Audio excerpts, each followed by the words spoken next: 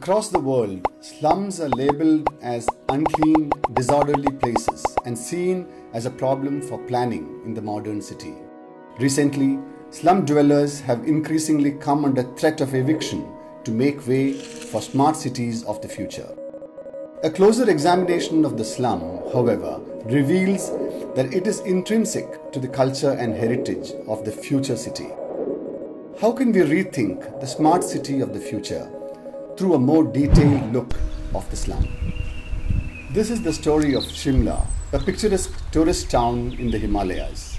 From 1851, Shimla was the summer capital of the British colonial government and has recently been nominated to be one of India's 100 smart cities. Rapid urbanization since the late 19th century reflected Shimla's social hierarchy along its hill slopes. At the top of the hill, along the Ridge and Mall Road, was the European town where natives were prohibited. Below Mall Road, Middle, Lower and Gunj bazaars emerged as busy local markets. Further down the slope, below Cart Road, the migrant and minority communities who fed, cleaned and clothed the city's population settled. Here they built working class houses, godowns, religious buildings, coolie quarters and cattle sheds.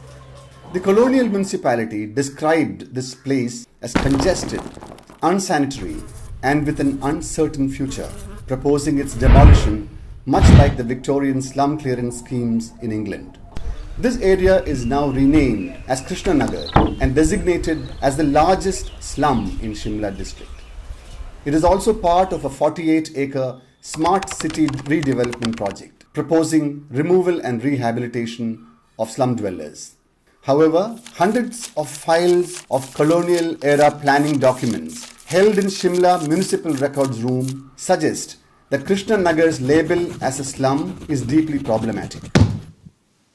The documents show the continuous struggles for space and legitimacy at the bottom of the hill.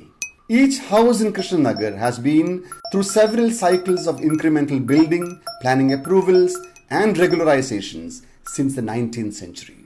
These houses in Krishnanagar present a complex history of property and land rights. They were built brick by brick, often with the permission of the colonial municipality. They remind us that Shimla's current tourist economy on Mall Road above is possible because of the continued house building by the poor and working classes who have literally built its foundations from below since the dawn of the empire.